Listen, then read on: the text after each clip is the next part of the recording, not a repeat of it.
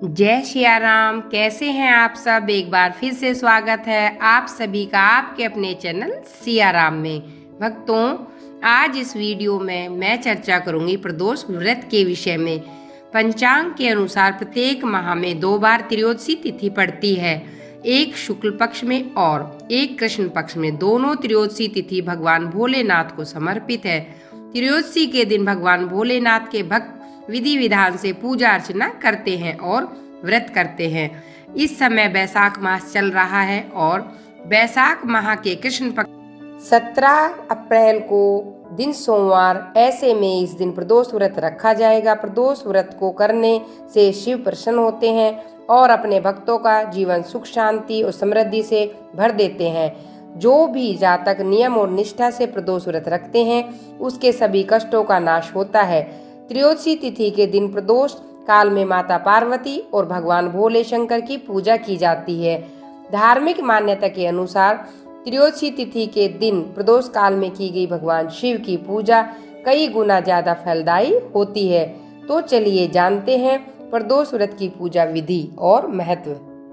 वैशाख माह के कृष्ण पक्ष की त्रयोदशी तिथि की शुरुआत 17 अप्रैल दिन सोमवार को दोपहर 3:46 से हो रही है। इस तिथि का समापन अगले दिन 18 अप्रैल मंगलवार को दोपहर 1:27 पर होगा।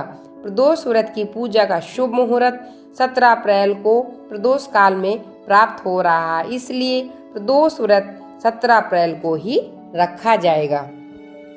प्रदोष व्रत करने वाला व्यक्ति प्रातः स्नान आदि करके साफ कपड़े पहने, इसके बाद भोलेनाथ को याद करके व्रत एवं पूजा का संकल्प करें। फिर शाम के शुभ मुहूर्त में किसी शिव मंदिर जाकर या घर पर ही भगवान भोलेनाथ की विधि पूर्वक पूजा करें।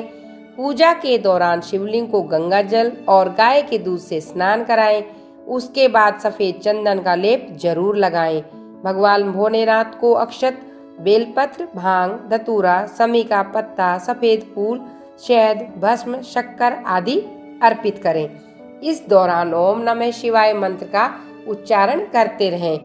पूजा के बाद शिव चालीसा करें और कथा पढ़ें, घी का दीपक जलाएं, शिव की आरती करें। इसके बाद पूजा का समापन कर क्षमा याचना करें, शिव के सामने अपनी मनोकामना व्यक्त करें।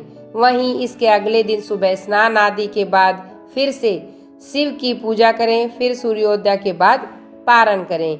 इस दिन विधि विधान से शिव जी की पूजा करने से भगवान भोलेनाथ एक बार फिर से आशीर्वाद देते हैं। वैशाख माह का पहला प्रदोष व्रत सोमवार को है, ऐसे में इस दिन सोमवार होने के कारण इसे सोम प्रदोष व्रत कहा जाएगा। मान्यता है कि सोम प्रदोष व्रत को करने से सभी मनोकामनाएं पूरी होती हैं। आइए सुनते हैं सोम प्रदोष व्रत की एक पौराणिक कथा। एक नगर में एक ब्राह्मणी रहती थी। उसके पति का स्वर्गवास हो गया था। उसका अब कोई आश्रयदाता नहीं था, इसलिए प्रातः होते ही वह अपने पुत्र के साथ भीख मांगने निकल पड़ती थी।